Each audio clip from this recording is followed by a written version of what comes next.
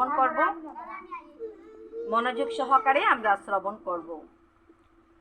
শ্রী ভগবান উবাচ অনাশ্রিত কর্মফলম कर्जम कर्म करोति जम सन्न्यासी च योगी चो निराग्निय চাক্রিয়ম। পরমেশ্বর ভগবান বললেন, যিনি অগ্নিহোত্রাদি কর্ম ত্যাগ করেছেন এবং দৈহিক চেষ্টা শূন্য, তিনি সন্ন্যাসী বা যোগী নন। যিনি কর্মফলের প্রতি আসক্ত না হয়ে তার কর্তব্য কর্ম করেন, তিনি যথার্থ সন্ন্যাসী বা যোগী। হরি বল। এই অধ্যায়ে ভগবান শ্রী তার অনুশীলন করা একরকম অসম্ভব। ভগবান শ্রীকৃষ্ণ এই অধ্যায়ে অষ্টাঙ্গ যোগের পদ্ধতি বর্ণনা করে অবশেষে দৃঢ়ভাবে প্রতিপন্ন করেছেন যে কৃষ্ণ ভাবনাময় কর্ম বা কর্মযোগ অষ্টাঙ্গ যোগ অপেক্ষা শ্রেষ্ঠ। হরে কৃষ্ণ। কলির যুগের জন্য অত্যধিক সহজ রাস্তা হচ্ছে যে কোনো যোগ সাধন করার কোনো প্রয়োজন নেই। শুধু কৃষ্ণ ভাবনাময় ভাবিত হয়ে কৃষ্ণ প্রেমিক হয়ে যদি আমরা ভগবান কৃষ্ণকে প্রেম পূর্বক ভক্তি নিবেদন করিতে পারি, তবেই আমাদের সেই পথে শ্রেষ্ঠ হইবে। ব্যক্তিগত স্বার্থ অথবা ভোগ বাঞ্ছা ব্যতীত কেউই কোনো কর্ম করে না, কিন্তু সাফল্যের মানদণ্ড হচ্ছে কর্মফলের প্রত্যাশা না করে ভগবান শ্রীকৃষ্ণের সেবা করার জন্য কর্ম করা। প্রতিটি জীবই ভগবানের অবিচ্ছেদ্য অংশ। আমরা কি? আমরা সবাই হচ্ছি ভগবানের অবিচ্ছেদ্য অংশ। তাই ভগবানের সেবা করাই হচ্ছে তাদের একমাত্র কর্তব্য কর্ম। আমাদের কর্তব্য কর্ম হচ্ছে ভগবানের সেবা করা। আমরা ভগবানকে সেবা করব, পূজা করব, অর্চনা করব, এটি হচ্ছে আমাদের কর্তব্য কর্ম।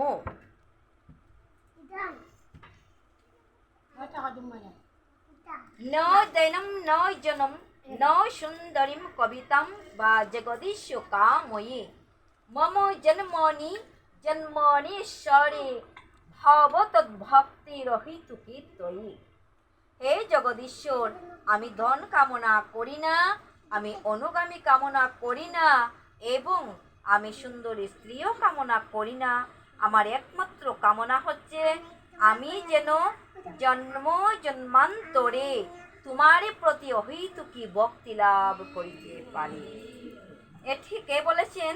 এটি ন জনম ন জনম ন সুন্দরীম কবিতাম বা জগদীশ কাময়ী মম জন্মনি জন্মনীশ্বরে ভবত ভক্তি রহিতুকি ত্বয়ি। আমি কি চাই? আমি জন্ম জন্মান্তরে তোমার প্রতি অহৈতুকী ভক্তি লাভ করতে পারি। এটা হচ্ছে সন্ন্যাসী যারা, তাদের কথা।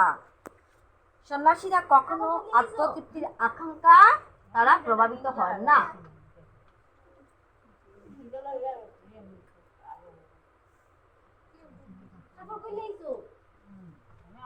হে পাণ্ডব, যাকে সন্ন্যাস বলা যায় তাকে যোগ বলা যায়, কারণ ইন্দ্রিয় সুখ ভোগের বাসনা ত্যাগ না করলে কখনোই যোগী হওয়া সম্ভব না। হরি বল, হরি বল।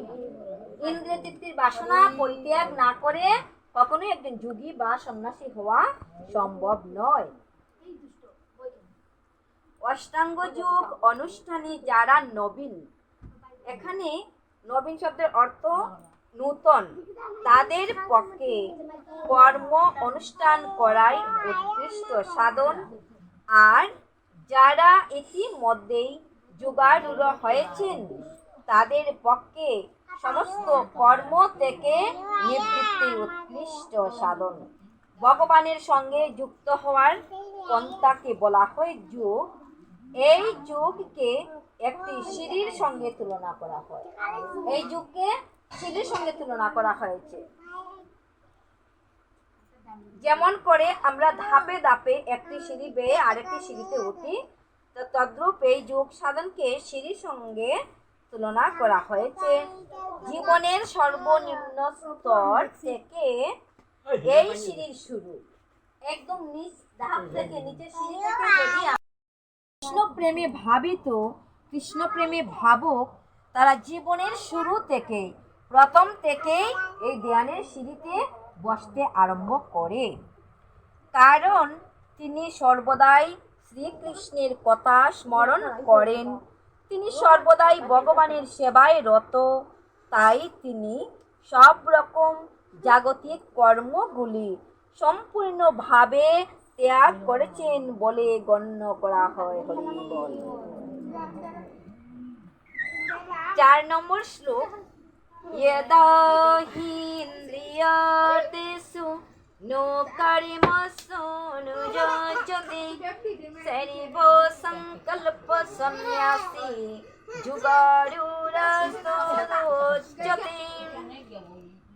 যখন যোগী জড় সুখ ভোগের সমস্ত সংকল্প ত্যাগ করে ইন্দ্রিয় ভোগ্য বিষয়ে এবং সকাম কর্মের প্রতি আসক্তি রহিত হন, তখন তাকে যুগারূঢ় বলা হয়। যখন মানুষ ভক্তি যুগে সর্বতভাবে ভগবানের সেবায় নিয়োজিত হয়, তখন সে সর্বতভাবে আত্মতৃপ্ত হয়। ইন্দ্রিয় তৃপ্তি অথবা সকাম কর্ম করার কোনো প্রবৃত্তি তার থাকে না। তার মনে কোনো ইন্দ্রিয় তৃপ্তির ইচ্ছা বা বিষয় বাসনা থাকেই না।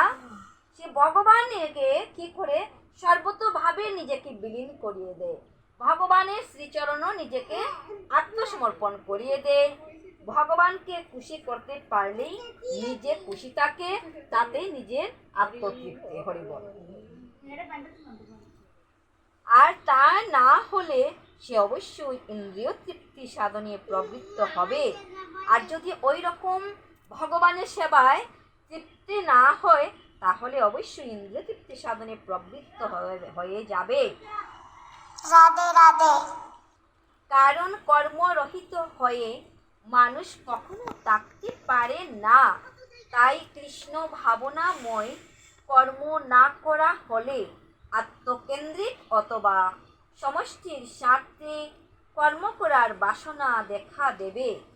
কৃষ্ণ ভাবনাময় ভক্ত কিন্তু শ্রীকৃষ্ণের সন্তোষ বিধানের জন্য সব কিছু করে থাকেন। ভক্ত কি করে থাকেন? ভক্ত ভগবানকে খুশি করার জন্য, ভগবানের সন্তুষ্টি বিধানের জন্য সর্বদা কর্ম করিতে থাকেন। ভগবানের খুশি ব্যতি রেখে অন্য কোনো কর্ম করিতেই চায় না। তাই তিনি ইন্দ্রিয় তৃপ্তির ব্যাপারে সম্পূর্ণ নিরাসক্ত। তার কোনো আসক্ত নেই নিজের ইন্দ্রিয় তৃপ্তি সাধনে।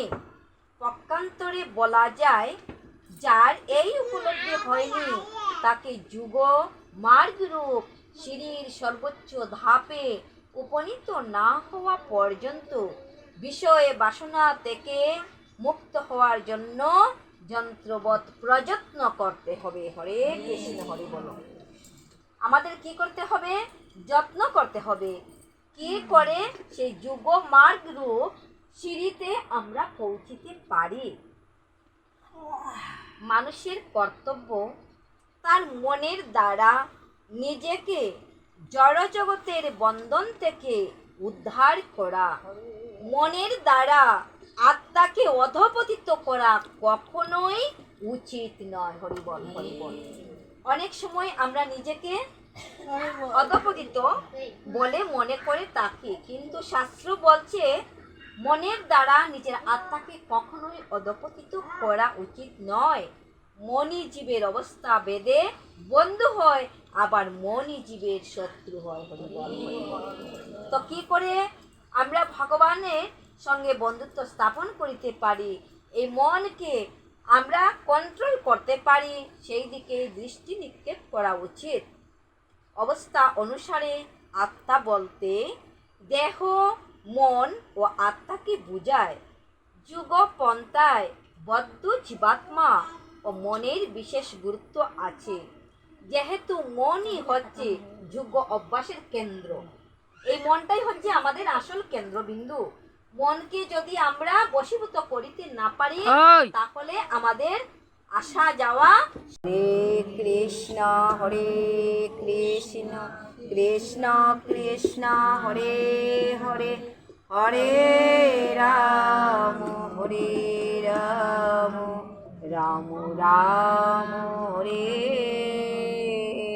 হরে। ওম শান্তি, ওম শান্তি, ওম শান্তি।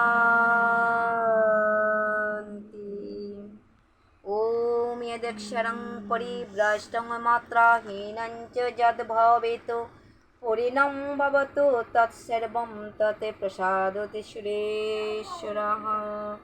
ओम हरि ओम शांति। बोलो बोलो निताय गौरी प्रेमानंदे।